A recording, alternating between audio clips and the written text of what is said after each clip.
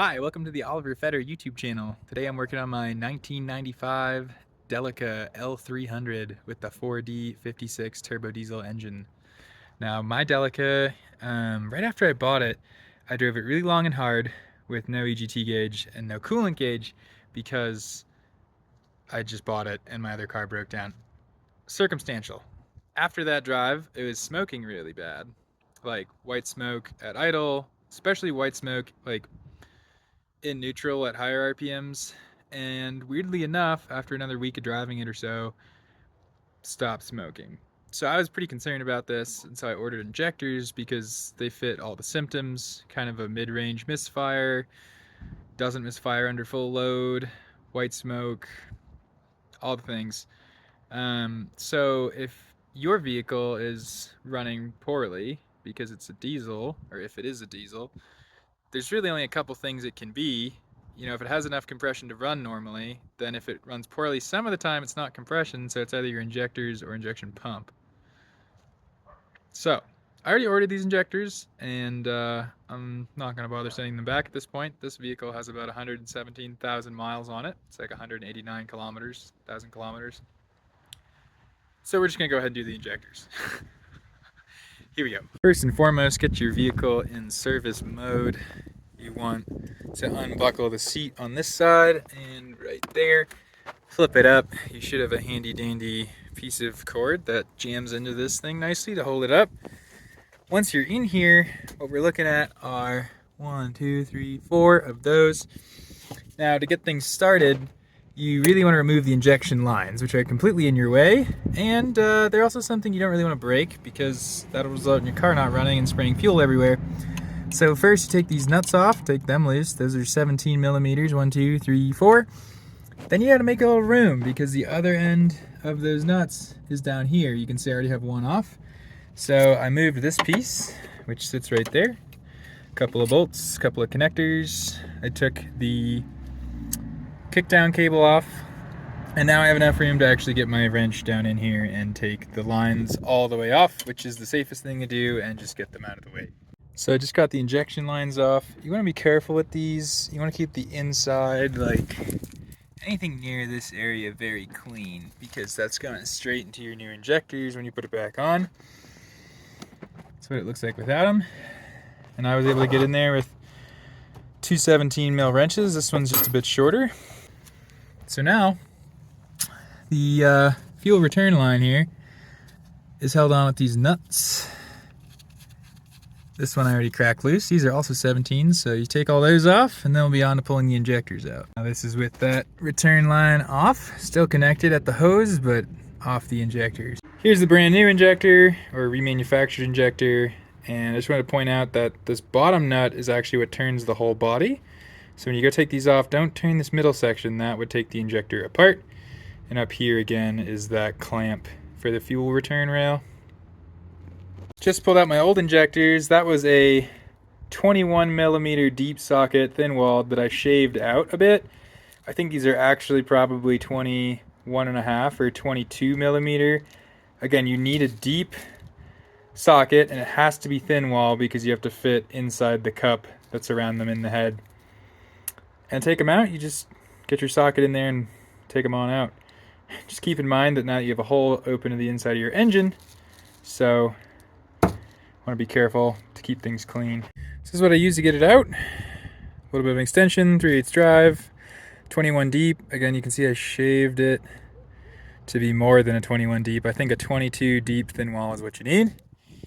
And now there's a bunch of dirt and stuff that you don't want to get anywhere near your new injectors, so now is cleaning time officially. And I'm going to use this vacuum and probably a brush and clean all those holes out really well. So these are new injector seals. You can see this one's still stuck on the old one, but that's where it goes. It's a crush washer. Here's an injector without it on. So you need to make sure when you take your old injectors out, you get all of these. 3 of mine stayed in. I fished them out with a little pick. Now, all 4 of these need to go in first, then we can put the injectors in. Okay, so these are loose still, these top ones. Loose. And they need to be loose because when we go to crank this, we need to bleed the air out of those lines. If you try to start your car Like if you just tighten those and try to start it, nothing would work. So we're gonna crank until we get fuel. You can floor it to help you get more fuel.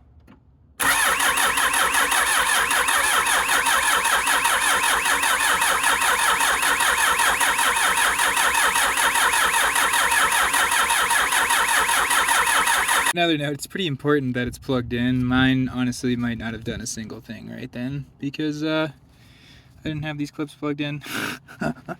And the pump operates on some kind of fuel pin, so it absolutely has to be plugged in for it to prime. My injectors are just about primed. Here, watch. That's good. It feels spurting everywhere. We can go from there. Okay, now in theory, I just tighten those lines. It should start. Glow plugs.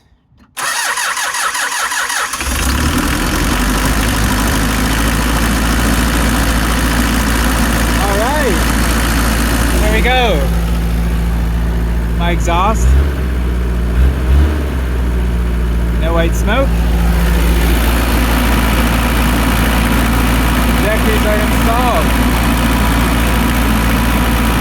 Okay, well that was how to replace your injectors on your 4D56. They're in there. Unfortunately, first fire went great, no problems, and of course we're like right back to the usual, which is running rough. I already checked for air bubbles, I already replaced my fuel filter, did all these things, and I just replaced my injectors with other remanufactured injectors, and if anything, I got worse, which makes me very suspicious that the injectors I just put in are junk. And I should have pop tested them beforehand because it's easy insurance. So at any rate, I'm now with my old injectors and we're pop testing them to see how they fire, and then I'm going to switch them back in and test the new injectors and see how they fire, if we have time. So without further ado, I already popped one. And the first of my old injectors, and at this point I have them mixed up on what cylinder they came from, but the first one I tested, almost good, but definitely like dribbles a little bit. Not quite what you want. This one that I currently have on the stand is perfect. Let me show you. This is what you want an injector spray pattern to look like. And they pop at the same pressure, about 135 bar.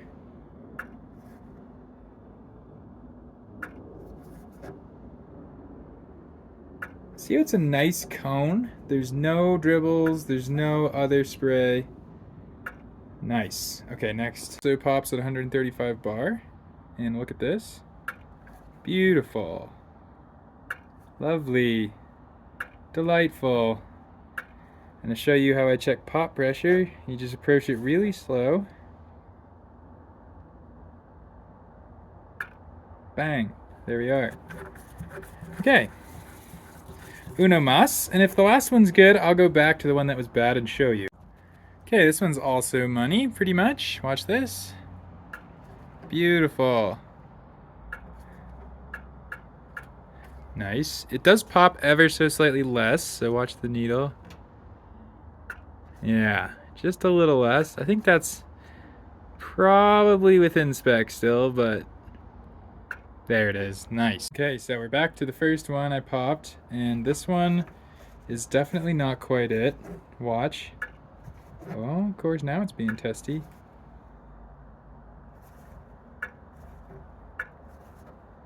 Just kidding, it's actually popping totally fine. What was happening before is there was like these little dribbles coming out of it. Yeah, like that.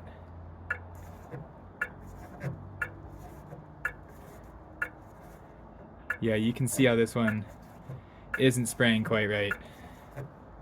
It's also not in a perfect cone. It's spraying to one angle, one side, but it does pop at the same pressure. So, this is our culprit. And actually, I remember this one when I took it out because I thought it looked sus. This came out of cylinder 4, and you can see how gummy it is. Like something, like it's been leaking or something. And the other thing we could probably do is we could take this up to close to pressure, and it bleeds off inside my tester ever so lightly, but yeah, I think it's leaking. Look at that. See that drop that just formed? Here, let's clean it off. We'll give it a fair chance. So we also lost pressure. We'll take her back up.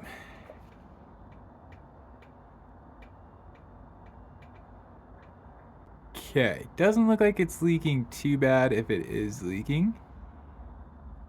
But again, the spray pattern is definitely not it. Okay, and this is what's inside. These are actually stupid simple compared to two-stage injection or anything like that that is a pilot injector. This is it. I mean, that's your injector body. That's just a hollow thing that delivers fuel. This is a spring that holds the pressure. This is the spring's seat. This is a thing. This is like what pushes the spring pressure and holds the needle in place. This is the needle, and this is the tip of the injector, and this is the lower half of the body, and it's really dirty. So I'm gonna pull all of these apart and put them in my ultrasonic parts cleaner on blast, and we'll see if we can. This one in particular needs it. The others don't so much need it, but I'll do it anyways because we can.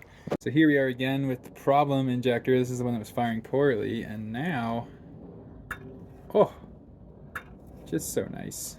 So all I did was hit it with the ultrasonic cleaner and carefully clean and put it back together. It's also popping around 140. So I just need to use my remaining 2 shims to get the remaining 2 as close to 140 as possible, ideally within 5 bar, and we should be all set. So I got my original injectors cleaned, pop tested. All of them are spraying well. All of them pop right around 140 bar, plus or minus maybe 4 psi or 4 bar, excuse me, different things. Here are these new injectors. At first I was confused and also upset because I thought I was on the wrong trail, because they all spray okay, as in the pattern that comes out of the nozzle looks okay, but what's weird is they actually return some of the fuel.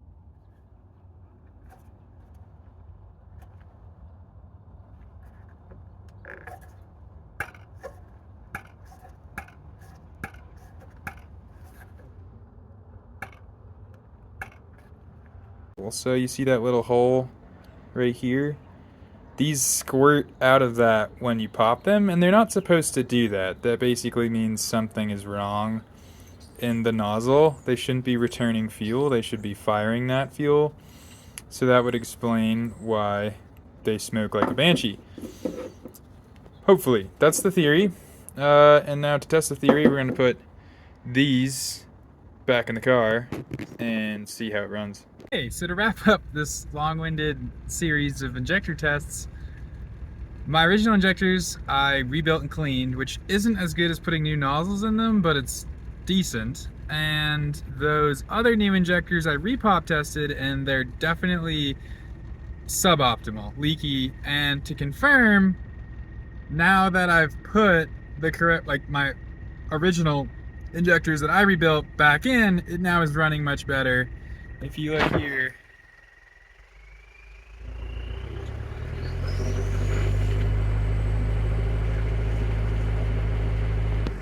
it's not perfect, like there's still the teeniest bit of a mess up in there somewhere, but it doesn't smoke really at all, and it starts much better. So be careful what you buy, and you know, if you just want to check your injectors, you could probably send them to me, and then at least you'll know what you're getting into, instead of just buying something and hoping for the best. Definitely be careful out there.